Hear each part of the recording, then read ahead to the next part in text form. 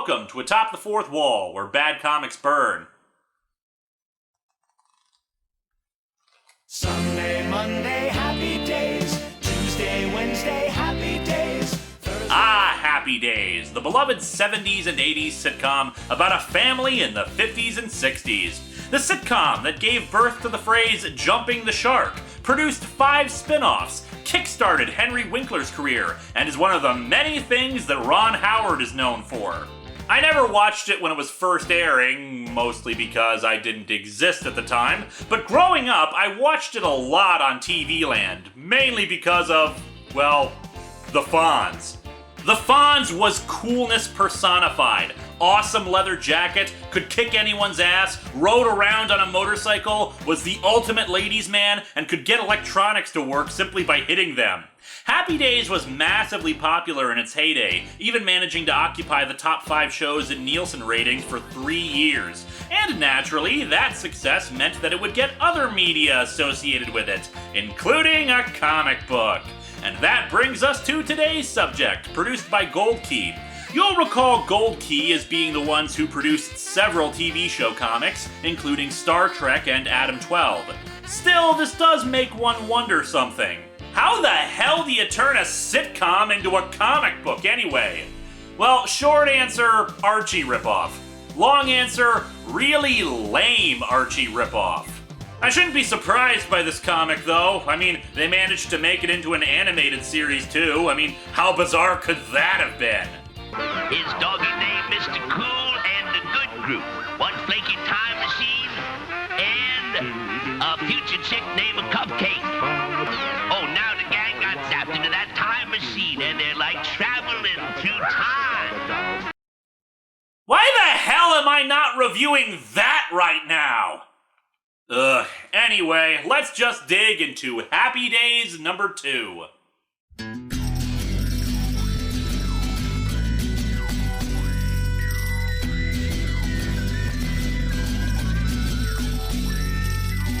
Welcome to Atop the Fourth Wall, where bad comics burn.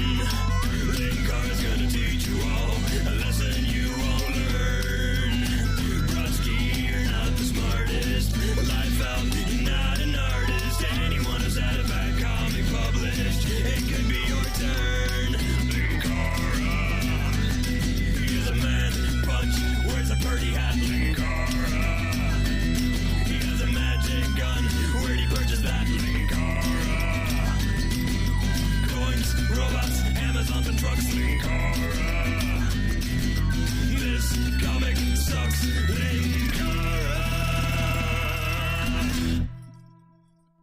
Sunday, Monday, happy days. Tuesday, Wednesday, happy days. Thursday, Friday, happy days. The weekend comes, my cycle hums. The cover sucks. It's bad enough that it's a photo cover. I could accept that since they're trying to let people know it's based on the show, but I don't even know what the hell is going on with it. We have Fonzie on roller skates holding a phone and bizarre lightning-shaped patterns connecting him to a picture of Richie, who is clearly not on a phone, and a second one to Richie's family, again, not on a phone. Is Fonzie calling their pictures? Is this like a Harry Potter thing with the pictures that move? I'm pretty sure those can't talk to you. Then again, I've seen all of like one Harry Potter movie, they might do that. Although, the Fonz in the Harry Potter universe would make a lot of sense given the abilities he's demonstrated. You're a wizard, Fonzie. Dial FONZ for fantastic. That is not how that works! The book is an anthology, so we have multiple stories to cover, starting with The Great Fonzarelli, also known as the name of my new Italian cookbook. We open with Richie, the main character of most of Happy Days, being talked to by some guys. And while this is supposed to be Richie, he has blonde hair inexplicably, even though Ron Howard is and was a redhead. Consolidated Charities wants you, Richie Cunningham. You will be our ritual sacrifice to the god of charity. Yes, you, to be the magician in its first annual fundraising carnival. I don't think you can just randomly pick someone to be a magician. And Richie even points out that he doubts he's up to it. Instead, however, as the Fonz is pulling up, Richie says that he'd be a great sorcerer. Oh, come on! What makes you think that the Fonz is gonna be any good at magic whatsoever?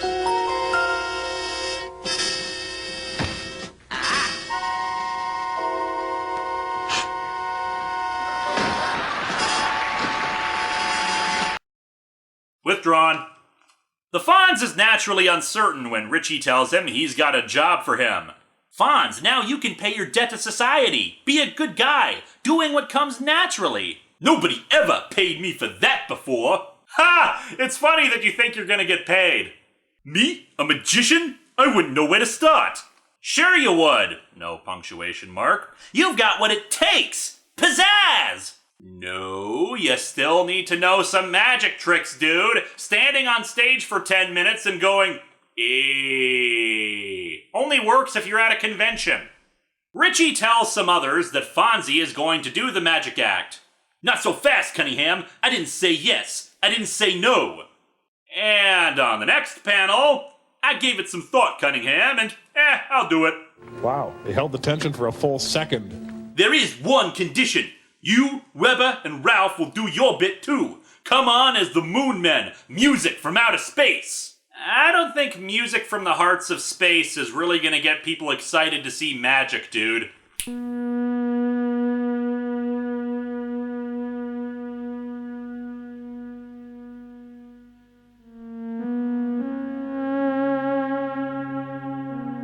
The Moon Men, music from outer space. What a great idea!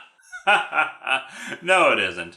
Now I've got to figure out how to make magic. Based on my experience, you spend 3 months searching for a wizard who then tells you that you're an asshole. That night, Fonzie is having dinner with the Cunningham family. What are you worrying about, Fonzie? That he could fail miserably, become the laughingstock of the town, and end up costing the charity thousands of dollars? No biggie. You could sell teeth to chickens. Or teach a cow how to fly. I'm pretty sure salesmanship and educational skills are not the same thing as magic tricks. Fly. Fly! I think I've got it! I'll skip town on the next flight! Fonzie says he could make a girl levitate.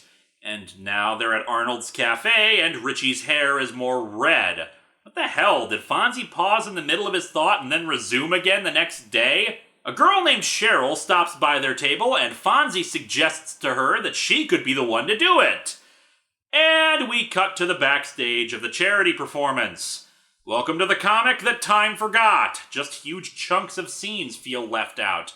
Don't have Fonz answer a question right away, just cut to it later, so it might as well be right away. Have him exclaim that he has the answer, and then cut to the next day where he explains said answer. And here we've jumped ahead to the theater, and the girl is lying on a table for the magic act. Fonzie has rigged up a pulley system that will lift the table up thanks to near-invisible strings to give the illusion that he's making it levitate. What if the wire breaks? If the platform tips? If I fall? My God, she's right! She could fall down all of 3 feet! She's right! What would we do? There's no guarantee this thing will even work. It worked today, didn't it? Then why is everyone complaining? If it works, it works. The dress rehearsal was perfect! Let's wrap it up for the night! You know what they say about dress rehearsals? A good dress rehearsal means a jinxed performance! Okay, I know that that's a real theater superstition, but it's a really stupid one. Why the hell do you even have a dress rehearsal if you actually think showing that you have it all down means failure for the real performance? And why would you tell that to Fonzie? Sure, the guy exudes confidence from every follicle of perfect hair, but you don't want to try to get the guy nervous, do you? So the night of the performance comes and, dear God, what the hell are they wearing? Look, some people can pull off costumes and makeup for their band. You guys can't. Unless, of course, your band was called Plan 9 and the Rejected Muppets. Fonzie has been forced out of his jacket and is instead wearing a fake mustache, a turban, and some weird-ass wizard moo-moo. You traded leather Tuscadero for goofy Tuscadero! Bravo! Bravo! Bring back the Moon Man! Wait, if the band was that damn good, why the hell did they even bother with the magician crap? Just get Richie's band to play a full concert. Anyway, the band rushes to set everything up. What follows are supposed to be them trying to get things done fast, though that just makes me wonder what the hell the stage crew are doing. They pull open the curtain before Fonzie's on stage. Cheryl also trips before going on stage, but she's fine, and the trick goes off successfully, if slightly delayed. Otherwise, everything happens perfectly. And another $6 is raised for charity. And so the story ends with Fonzie saying, "Next time, give me something easy, like bringing back George Washington." Yeah, because doing a single trick with only minor complications was truly the height of difficulty. We'll be right back, you Slifer slackers. And now we're back.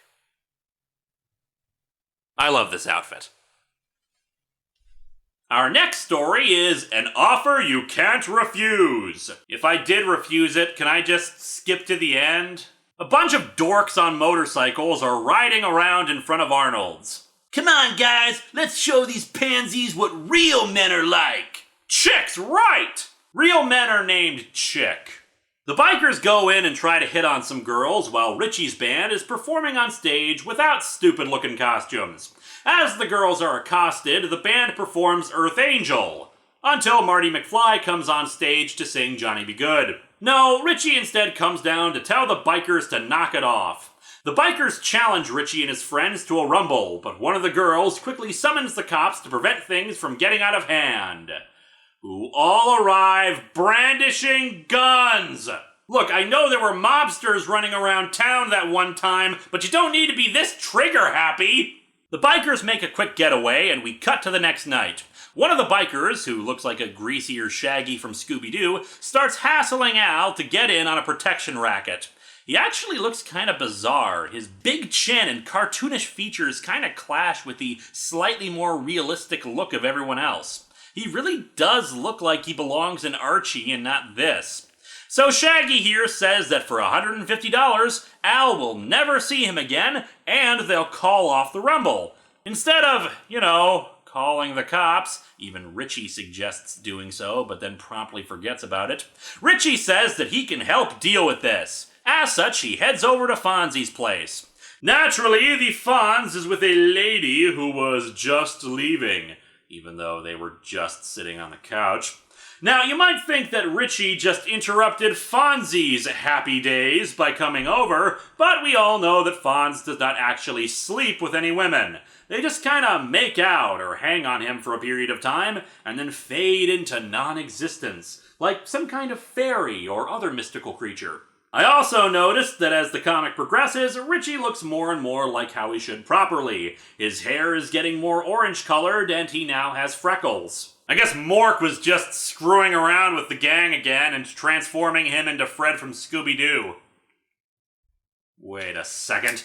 Richie looks like Fred, the biker looks like Shaggy, and that woman leaving Fonzie's place did kinda look like Daphne.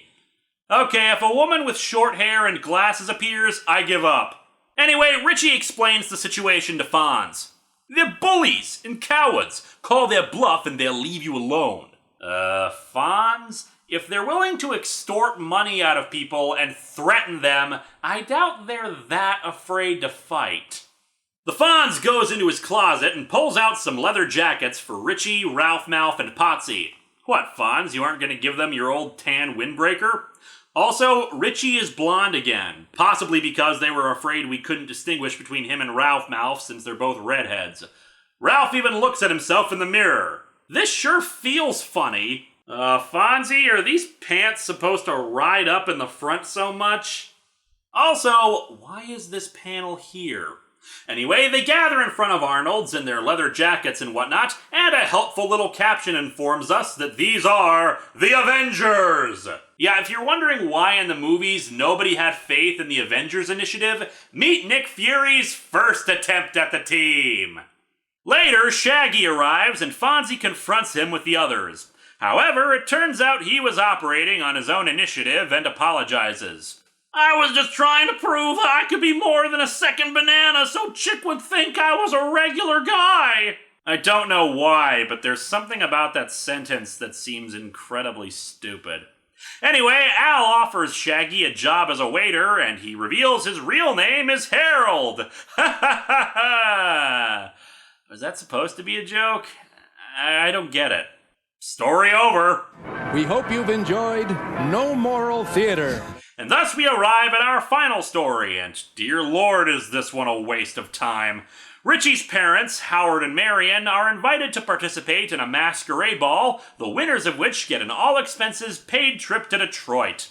And by the way, this guy looks nothing like Tom Bosley. Anyway, Richie is talking to Fonzie about it, who just tells him to relax and let the two have their fun. Some women go up to Fonzie. Cool it. I like my women one at a time. That is a filthy lie, and you know it. Fonzie, I need your help. This is no laughing matter. I'm so upset I can't study for my midterms. You're upset because your parents are trying to win a costume contest for a vacation to Detroit. Richie, it's times like these I wish that your brother still existed so he could whack you upside the head.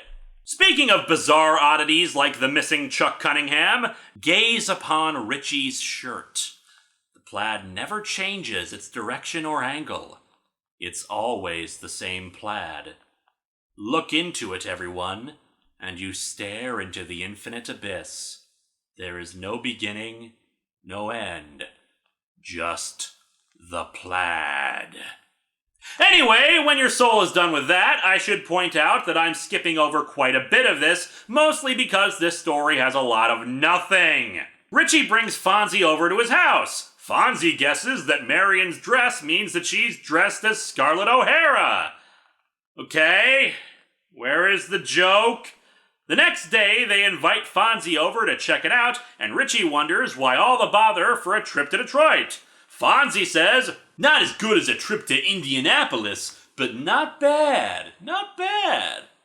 Is that supposed to be funny? A reference to something? What the hell was the point of that? After some more outfits, Richie apparently is going insane now and starts doodling outfit ideas, and it's distracting him from his midterms. Dude, what the hell is your problem? Nothing here seems to indicate beyond a single breakfast conversation that they've been bothering you about the contest, and now you're drawing outfits? What is with this story? Finally, Richie and his sister Joni sit the parents down with Fonzie, look over what they have, and Fonzie just asks them if they could be anyone living or dead, who would they be? And thus they become Ann Sheridan and Teddy Roosevelt. And they win the contest, and go to Detroit. And our comic ends with Richie studying his midterms. Midterms tomorrow. I'm sure I'll pass, but boy, it's tough bringing up parents. Oh, okay, now everything makes sense. Wait, what? This comic can sit on it. This comic is lame. It's such an oddity of a comic, with one-panel tangents that seem like they're supposed to be jokes, but there's absolutely no punchline. And I can assure you that Happy Days was funny. The stories seem to be setting up for a big climax each time, but then they completely fall apart at the end. Well, except for the last one, but that's because it's too busy meandering and wasting time to ever get to an actual plot other than Richie is annoyed by parents' indecision over a fricking costume ball. It's just stuff that happens. I'm just not sure how to react to this thing. Fonz, you got anything? Whoa!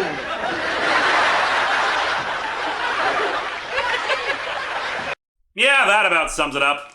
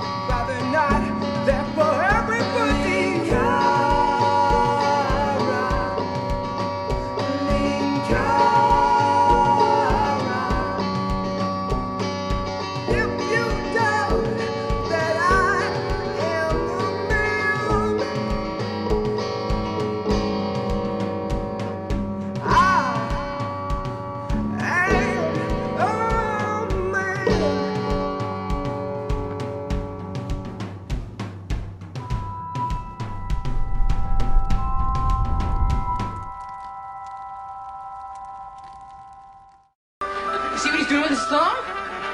Impossible. This has never happened before. Yeah, well, you never ran up against the Fonz before, bucko.